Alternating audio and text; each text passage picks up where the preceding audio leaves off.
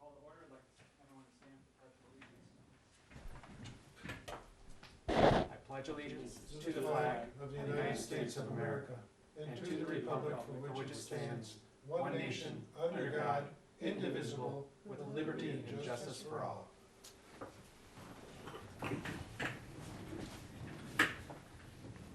First thing I'd ask is if there's any additions or deletions to the agenda as presented. Great. Hearing none, can I get a motion to accept the agenda as presented? I'll make a motion. Second. All in favor? Aye. Aye. Second, we have approval of the meeting minutes from February. Did everyone get a chance to read those? Any comments? Motion to approve is written. Good job. Can you get a second? Jane? Aye. Great. All in favor? If they're unamended, Yeah, you that's don't right. have to vote. Okay. Next, I'd call about open public comment. Seeing that we have no one here right now, we will postpone that in case there is additional public comment later. One thing I will add during this section is that I did receive an email from Mr. Jack Delphi, who did have a public comment on the pathways connecting the middle school and the high school, and requesting that the commission look at that and consider that as part of our maintenance. I don't know if you guys got a chance to read that email or not, if you had specific thoughts on it. I did. I walked it the other night, and I was quite shocked by how much path there is to maintain between those two. It's quite a lot of property we're talking. Mm-hmm. Jane, did you get a chance? I know you were talking about biking it. I look on Google Earth. Okay. It's too cold to go out there.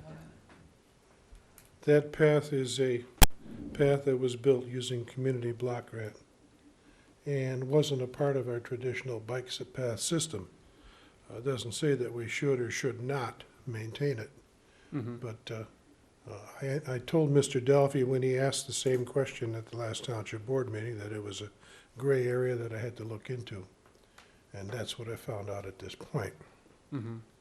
So it's developed using community development block grant. I'm trying to funds. find out if it is an appropriate use of bike path maintenance funds to repair something that isn't part of the bike path system Mhm. formally. Um, People would have issue with that, so we have to be sure of our step. Yeah, I completely agree with you on that.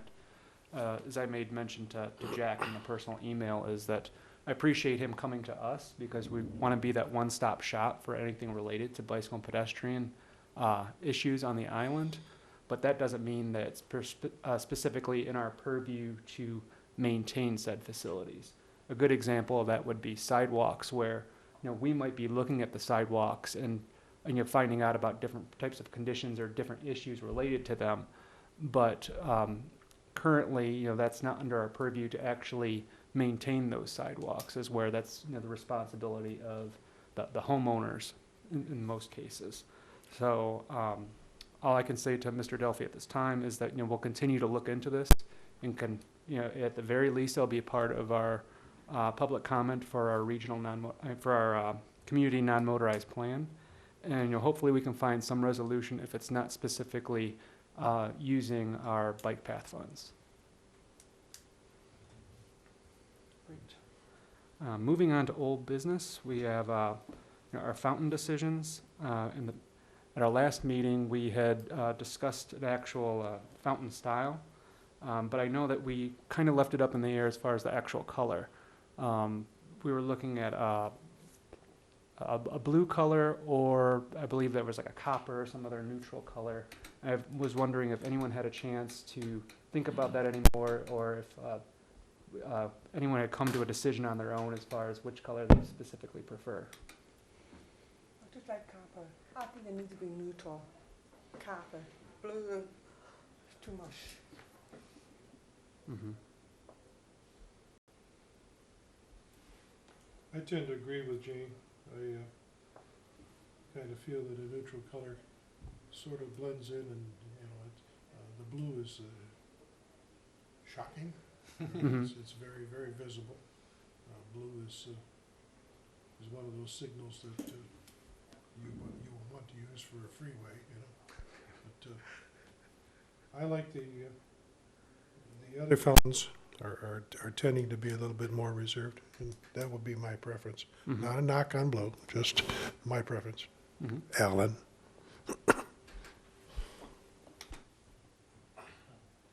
I like the copper. Alan? I like the copper also, although, the blue does, in my mind, insinuate that it's water. I mean, it shows me, that maybe that is a drinking fountain because it's blue, Mhm. but it is very loud, in my opinion. And the copper just looks, it looks nice. It's different than anything I've seen before, and I think it would just be a nice, unique drinking fountain. I think I may have started the blue discussion off originally, but copper's fine. And we just need to make sure everything else we choose for the area, looks good. I'm sure it will. So neutral's the way to go, I think. Okay, great. I will get back with Mr. Dale Ream as well as others about that, so that way we can finalize the actual purchase of that fountain. Probably give you more brick choices that'll look nice too. I mean, you can do more with it. Great. Aaron, I believe you said that you had some samples of the bricks.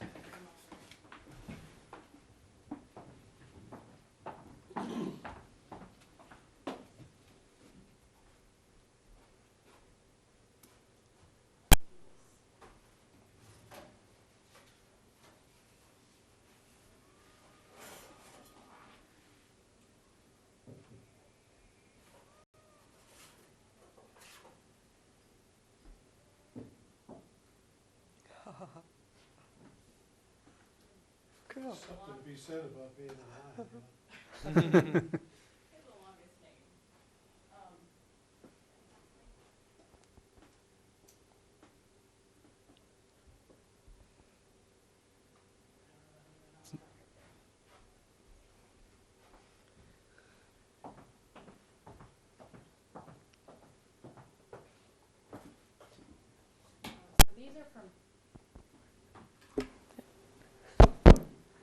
These are from Pavex, and this is the gray and the brown. They also have a red and a beige, and this is the concrete. They also have a clay option. For their 8-inch by 4-inch by 2 1/4-inch brick, you can do 1 to 3 lines engraved, 18 to 20 characters, and that's where it's priced at $16.50 per brick, $25.50 for an 8 by 8. I did also call Downriver Stone Design. They're right in Wyandotte, because I thought it might be kind of nice to stay local if we had that option. Their prices were competitive. It was $16 for a brick, whereas Polar Engraving, I think I said Pavex, is $16.50. But I had a difficult time getting just a sample from them, which makes me a little bit nervous about doing business with them for a large-scale fundraiser if it was that difficult to get a sample. But just so you know, that's what their prices are, and it is nice because they're around the corner and we could just probably pick it up with a truck. But so that's Polar Engraving. So, Yeah, that's all. would each individual get to choose what color brick that they wanted, or would this be something that we pick one or two and that would be what would be presented as their residence options if they're choosing to buy a brick for the fundraiser? I think you can choose different options. In general, there's no fee, but I think if you do have less than, it might be 5 bricks of one color, then you're charged a fee. We probably should be considering how gaudy it might look when we had 5 or 6 or 8 different colors.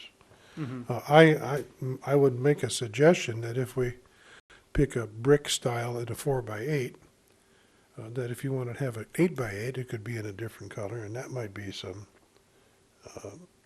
contrast. But I don't know that we'd want to have 5 or 6 different colors.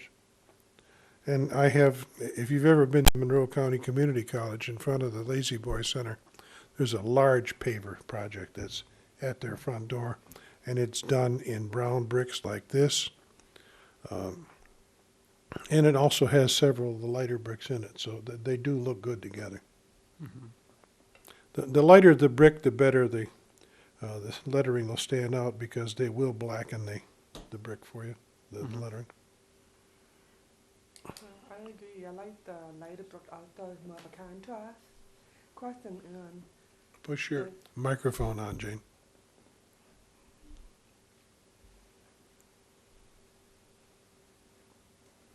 it's all right. Uh-oh, now you broke everything. Hello?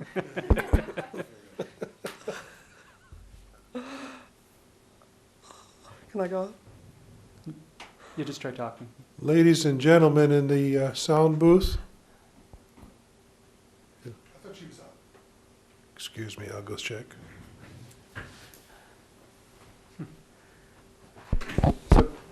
Jane, just try talking again to see if your microphone is working. I like the light color with black contrast. The question is, a person who buys the black, is there a price difference on 1 line, 2 lines, or 3 lines? Oh, they can have 1 or 3, same price. That's good.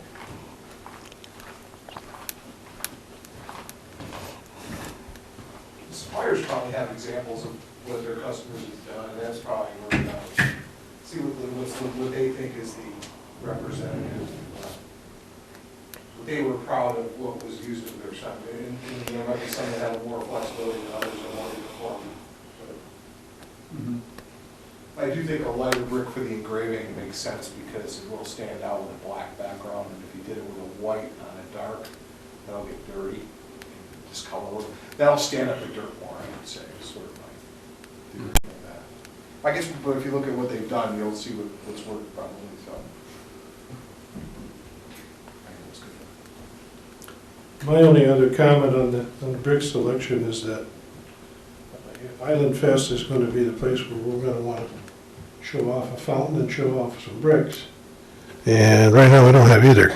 And do you have any arrangements made with the Island Fest Commission to have a display for this? We do not as of yet, but we should be working on that right now. So I think that'll be in the order of the next couple of weeks. We should definitely reach out to them and make sure we've got a spot there.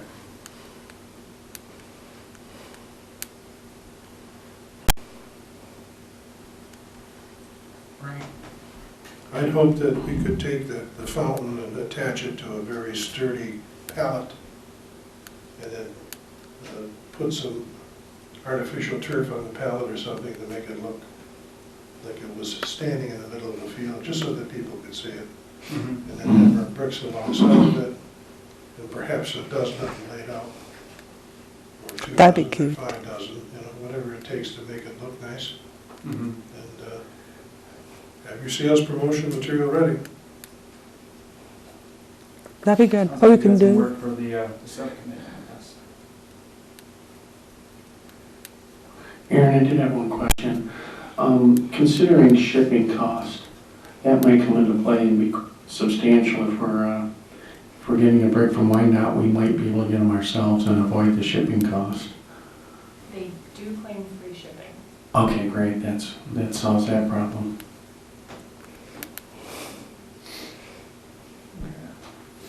So hopefully a few of us can be in contact with each other in the next couple of weeks, and we'll work out these details to get a plan going for the Island Fest activities.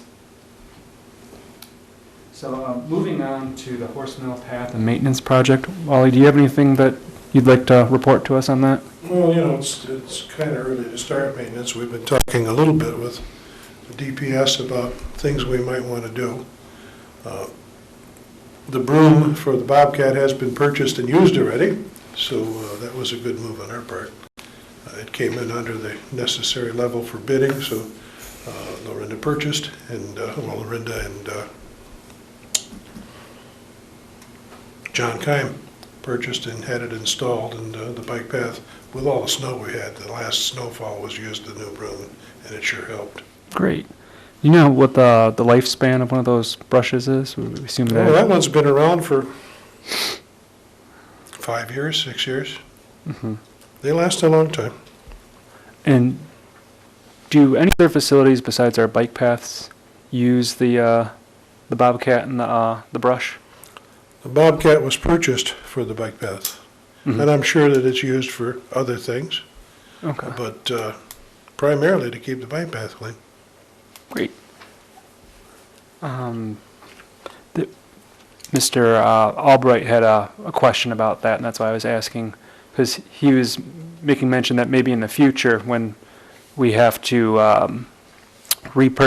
purchase a brush again, if we see that perhaps 80% of the time it's being used for the path, and there's additional 20% that it might be used by other agencies, that perhaps we might be able to approach them about sharing in the costs for for a brush head or things of that nature, so that way we'll make sure that the funds that we have for maintenance go a little bit longer. So I just wanted to ask about that, but it doesn't seem like we're going to be purchasing a new brush head in the near future. Exactly. The Bobcat's been with us for 10 years, Mm-hmm. and this is its third brush. We do use the Bobcat for other things, but if you want to get into charge me 50 cents to use my truck and I'll pay you 50 cents to use your broom, I think that's a tremendous waste of time, and our people in our township take very good care of us. So Mm-hmm. I'm not going to split hairs with anybody about this. Yeah, I'm just bringing it up Yeah. because I understand. does anyone else have any questions about Horse Mill Path or maintenance issues? Actually, I do. We've spoken prior in our previous meeting about the over signage, and to remove some of the over signage. It is turning into a sign farm up there, and it's kind of distracting because of the unique open space we have there. It's nice to just see open space and not encounter all these signs there. I think that's what's nice about that path, is that you don't have all the signage. I don't know how we can look at this and determine what we don't need up there, but I think we definitely need to do that. Well, I think that what will happen is in the spring, we'll have a meeting with the representatives from Rains to put the path in, because there's a punch list left on the Horse Mill Path of things that need to still be done. And when that's done, we'll add signage removal to that punch list. We can get rid of some of those signs. I have no problem at all with that. I'd agree. You have a beautiful rural place, and you don't want, garbage can lids every 50 feet, Yeah. Some of those signs are redundant anyways. We have two signs stating the same thing, and we don't need that. Mm-hmm. How about we set a date, and everyone's welcome to come out, but we just go out there, we walk the path, and we talk about it together and see, from different users' perspectives, is this a sign that's specifically needed? And that way, it's not just one person one person's opinion, but we're getting a collective agreement on that, and that way we can flesh that out in a punch list. That sounds great. Good idea. Question, since you have too many signs, do we waste money on it, or can we get the money back for it? You'll not get any money back for the signs. Maybe scrapyard. I think that we just put that in our inventory, and we may find another use for them. It's true. Future bike path. Okay, moving on. Alan, you've been leading the effort on a logo for the Bicycle and Pedestrian Advisory Commission. Reached out to the schools. I have. We wanted a unique logo for our commission. We reached out to the middle school and the high school, the graphics class, and we asked them to start putting together a logo for us, a little competition between the two. They both readily accepted that. We received a reply from the Grossville Middle School, Mr. Stewart. Ian Stewart submitted a logo that we were happy to get. The logo turned out to be a complex logo, and it seemed to cause a little bit of confusion with what was really represented in the logo. We have not received a logo from the high school. I think we're having some communication issues, maybe some of the firewalls in our email is blocking out certain attachments that are foreign to what they accept. So we're still working that out. I thought that we'd get the high school logo by tonight to represent them. We did not receive it. I'll continue to work with them. By the chance that we don't get that, we will probably reapproach Mr. Stewart and ask him to maybe redesign his logo a little bit. It is, like I say, it's complex, and unless you are told what the figure represents in the logo, sometimes it's confusing to figure out what it is. So we may ask him to go back and make a few adjustments, but he did a very creative, fun logo for us. I think it's just a little too complex to maybe shrink down on a shirt and actually understand what it is. So we hope to simplify it just a little bit. We're still working on that. I don't know when we'll get the high school logo sent to us, but when we do, it'll be forwarded to us, and I was hoping to have a decision by tonight, but that's just not going to be possible. We also have the option to open it to the general public and ask for their input. So when we get the high school back, I will forward it to you. Maybe we'll discuss whether we need to open it to the public and take it from there. Sounds great. Thanks. Or maybe should we have like put the logos on Facebook, on your website, let the public vote, Can do that. like the one I created, the one they created, and let the public say the word. I think that's a great idea. We also have a pretty strict timeline here too. We're trying to get this in place so we can use this logo at some of our public events. That's the whole reason behind it. And our important events are coming up. Our fundraising for the Brick Drive, the Township Festival is also a very important date for us. So time is starting to become critical here. And as much as I want to reach out to everybody, if it's not time sensitive, I think we're defeating the whole reason behind the logo.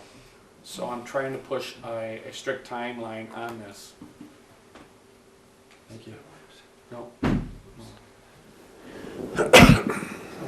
So that's where we stand with it. In the next couple days, I hope to push through and get another logo to consider. If we're just not comfortable with the logos that we have, we'll ask them to either alter them a little bit or not consider them at all, and then maybe open it to the public. But this will be done in fast order. And I think it's critical that we do that. Agreed. Great. We've got a very, very, very thin timeline right now. Put on Facebook and say this is the deadline that we're going to vote, and then we can go ahead and order the shirts. Yeah, I think at the very least, we can put the different entries up there, gauge some reaction, but I think depending on our timeline, that decision has to potentially just come from the commission, not wait on a specific vote for all the different entries. So we'll wait a little while longer, see what we get from the high school, and then we can let people know on Facebook and via the other media sources that we might be looking out for other options as well. I agree. Great.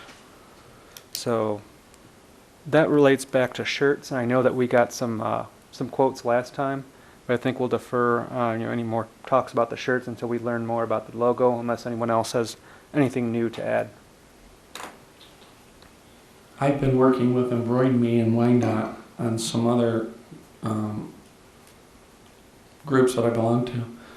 They're right on top of their game. If we walk in their door in 3 or 4 days, we'll have a finished product from them. They're very fast, very professional. I've been very happy with them. I know they're a local store, and I would like to stay local. Anything outside of that, I'm open to, but at this point, that's the one I've been dealing with, and I know they're available for us whenever we need them. if we do need to go to them. Great. So, last on our list of old business here was the Bike to School Day. Erin, I know you got some good news to share with us. I do. I actually received a lot of support from 3 of the 4 schools. Not that one of the schools didn't support, they just didn't respond. PAT would like to be involved. So I went ahead and I registered all the schools on the national website. So if you go to, I believe it's bikewalktoschool.org, if not walkbiketoschool.org, and you'll be able to see us on there when you see who's biking to school in 2014. So I think the next step, I am talking with potential speakers. One of the principals had mentioned maybe having a speaker, which I was very excited to hear that that was their suggestion, because I always thought that that would be a good thing to do, to roll in, just to reach out to the students. As much as I would love to just, I think we'll have handouts, we'll have incentives that we'll hand out to people who have bike to school that day, but we also want to use that opportunity to teach the students about bicycle and pedestrian safety. And I'm afraid that if we just give them a piece of paper and say, here, read this, that maybe 1 in, 20 students might read it. Whereas if there's a school assembly with a speaker, I think we would reach more students. But I think we'll have to look more closely at what would be appropriate for the different ages, because the attention span would not be the same for Park Lane Elementary as it would be for another school. So I think we'll have to have different strategies for each school. So right now I am talking with potential speakers, and I think the next step would be to visit businesses to seek donations, the reflective tape for that day, anything that we could hand out to the students just to promote biking to school, and then we'll need to advertise it. So if anyone wants to help with seeking donations and advertising, I would welcome the help. What's the date? May 7th. Well, one concern I have, and Wally, I think you might need to get involved here, is can we reach out to the county and make sure that East River is not going to consume any of the children riding to the middle school and the high school with the huge holes that it has in it now? Other than seeing some cold patch out there, Raj, you know my answer. I can't. But that might be helpful. I can't walk on water, and neither can those kids. Yeah, but some of those, but even cold patch might help some of those big They've holes. been working the island again with cold patch. Now that the snow's I gone. almost yet. lost my car this morning at the house. And You need to buy a bigger car, Raj. I have a bigger car now. No, I appreciate that. Hovercraft. The roads are horrible, and they're horrible all over the county. They're horrible all over southeast Michigan, and I don't see any fixes in sight. It's going to be a rough ride for us for the next couple of years until we figure out how we're going to pay for this. But on the positive side, safe routes to school sidewalk from north part of Park Lane to Park Lane Elementary, and then the well-maintained bike path we have the elementary schools covered, which is cool. Which is probably where we have the highest take rate anyway. So That's the thing that I think that this commission has to take a great deal of pride in. The county owns the roads, and you see the way they take care of them. The township owns the bike paths, and you see the way they take care of them. This is quite a system. There are people that are very upset. Why are they cleaning the bike paths and we're not plowing the roads is the question. Because the bike paths are ours. We don't go on the neighbor's house and do work on it. He might be upset, even though you may be improving it, he may not like it. And you're not certainly going to get reimbursed by the county for the efforts you do. A couple of years ago, this township spent more on seal coating the existing roads, not seal coating, but crack sealing in Grosse Ile than the entire remaining part of the county, including Detroit. So, we don't have to hold our heads down to anybody. And I'll bet our roads are aggregately a little better than the average out there right now. And that doesn't say much, but I'd bet they are. I've seen some, like right behind Petrie Bikes in Lincoln Park, there's a subdivision road where you cut off from Southfield, and it looks like artillery has hit it. And Yeah. at least I feel for the people who live on this I road. was up around 8 Mile and Evergreen a couple days ago. I was out I-96, the Yeah. one that they're shutting down. You know, I guess we're fortunate we don't have an expressway, but those roads are terrible, and they should never have gotten in the same shape they're in. Shame on us. We didn't plan our way through this, we being the community residents of Wayne County. I mean, this isn't something that's even unique to Wayne County. Within the entire region, within the entire state, we are in a transportation funding crisis. And that goes back to, there's historical trends as far as, we're getting more fuel efficient with our vehicles, and we have a static gas tax that's based on per gallon. So people are driving more, and they're paying essentially less for the roads. At the same time, the capital costs for all these construction projects continue to go up, and we have historically been very, we haven't had enough money, and this has been an issue going back, probably decades now. And we keep, the state in general keeps, kicking the can down the road. And unfortunately, what happens is, it's like, just like your home. If you don't take care of the roof on your house and you keep, postponing doing any work on it whatsoever, let alone actually putting a new roof on there, eventually water's going to start seeping in, and it's going to get all over your living room and your kitchen, and that's kind of what's happening now within the entire region. So we're seeing some movement, at least talking about more funding and about some emergency funding that's going towards the different road agencies to help replenish some of their funds, because they've completely eaten through their winter maintenance budgets, and they're eating away at their summer maintenance budgets now. So eventually something's got to change, but until then, unfortunately, we just have to grin and bear it as far as, our roads continuing to deteriorate. But as Wally said, we've done a great job with trying to, do some crack sealing and do some preventative maintenance on our own. And the cold patch would hopefully, hopefully most of that would be in place, so at least there wouldn't be any huge potholes on East River or any of our other roads by May 7th. At least got my fingers crossed on that one. If I may, I'm also worried about other events on the island. Like I know the Rock CF Half Marathon is at the end of the month.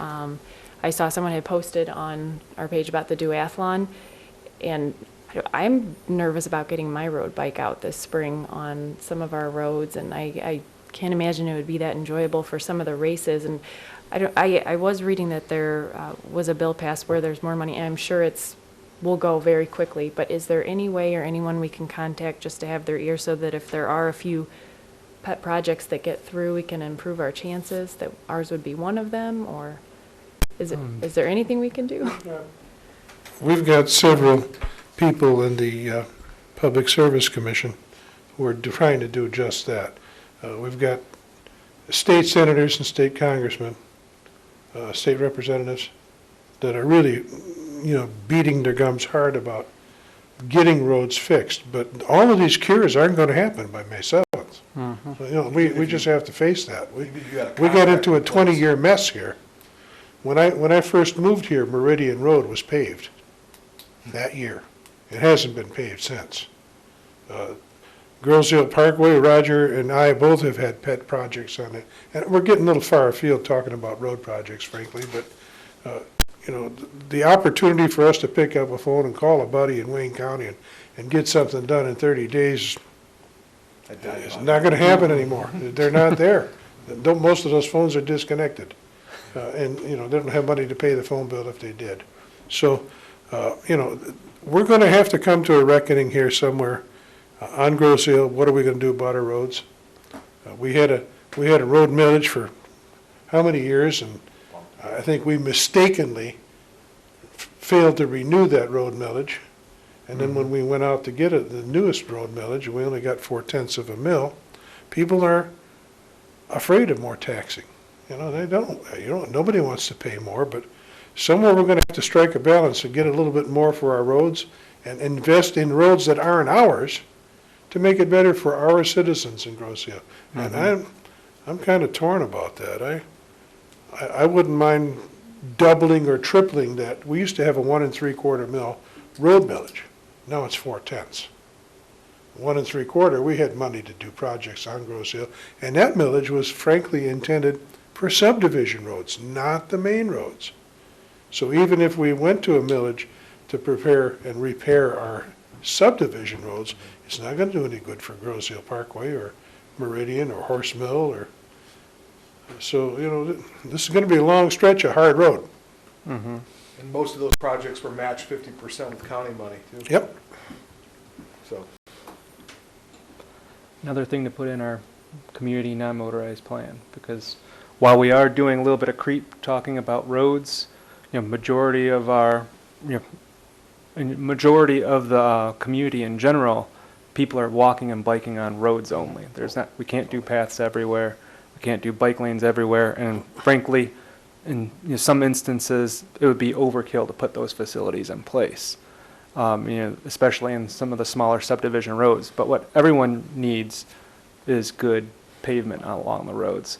So whatever we can do about talking to our neighbors, talking with other businesses, or you're just basically getting in tune with what DPS is saying, what other people are saying, and trying lobby for a millage in the future. I think that would be a good idea and help not only motor vehicles but also bikes and pedestrians. The medicine may be bitter, but if you don't get a cure, we're just not going to get better roads unless Grosse Ile takes matters into its own hands. That's my opinion. Mm-hmm. It just happened to be a bad weather, first time in 30 years. We got perfect year to ruin our roads. It's really the weather. It is the weather which is compounding things, but it's a historical storm cell that stayed on Michigan for a very long time, figuratively as well as literally. Yeah. Blaming the weatherman isn't going to fix them either. So, So, True. if no one else has anything else, I'd like to move on to reports and closing. Wally, you got the floor. thank you. I really don't have anything to report because, again, this is the slow and quiet season for what we do in this commission, and frankly, what Roads does too. They're gearing up to do a ride around the township and discuss what are the worst places and take their meager funds and try to apply it where they can. They've done some really nice work at the road ends at Island and Stout and on Church, for example. But nobody's going to come up with $1 million to do Church Road end to end. It just isn't going to happen anymore. So things like that are the things that this township has to address. My only other comment tonight is I know we've got a lot to do, and we've kind of used Island Fest as a deadline date. So the important things for this commission to do is to push that fountain, get it here, get the bricks here, and make arrangements to make sure that you are able to man a booth and talk up that fountain and the bricks at Island Fest. That's my input. We're going to talk further with DPS about power washing the bridges. If anyone knows of any area other than that path that we discussed that Mr. Delphi had brought up, we should probably, take the time to take a look now. So at the next meeting when we come back, if it's going to take an asphalt contractor to make some repairs or a seal coating or whatever, let's get this rolling so that by the time Island Fest rolls along, if we're not done, we'll be close to it. Mm-hmm. And remember, when all is said and done, we are a recommending body. We can't make promises to people. We can't spend a red cent without a township board's approval.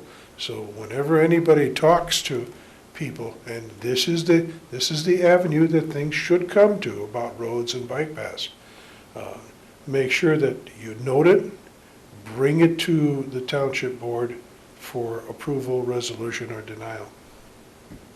Don't get yourself in a quandary by making a promise that 7 people won't approve. Mm-hmm. All right? And I'm not saying it wouldn't. I'm just saying that it's possible. Mm-hmm. Careful. Thanks for End of those. my report. Send a nice sour note, huh? I'll do the kumbaya happy note, happy time. I just wanted to report that, the other commission that I serve on is the Planning Commission, and they're getting ready to entertain the notion of a master plan update. Basically, over the next couple months, they're probably going to be looking at whether or not there's a need to do a new master plan. Essentially, they have to look at this every 5 years and see, has conditions changed within the community that might actually make it worthwhile to do an actual master plan update, which can take years to actually bring to fruition. So as part of that, I brought up to Commissioner Schweikart that not only should we be looking at this if we do entertain the notion of a master plan update for the Planning Commission, but to reach out to the other commissions, including this one, including Recreation, DPS, to basically make this more of a community visioning document, to see how we can provide those synergies between the commissions, and as Wally has said many times about playing the same tune, and so that way community, we're all saying the same thing, and we're getting more clout, and we're getting more things done in a with a smaller budget. So, I'm sorry, Wally, were you going to say something? No, I was just going to say that somebody recently said to me, come to me with a problem and I'll listen to you. Come to me with a problem, and a list of 1,000 people on a piece of paper that agree with you and say that we have a problem, I'll really listen to you.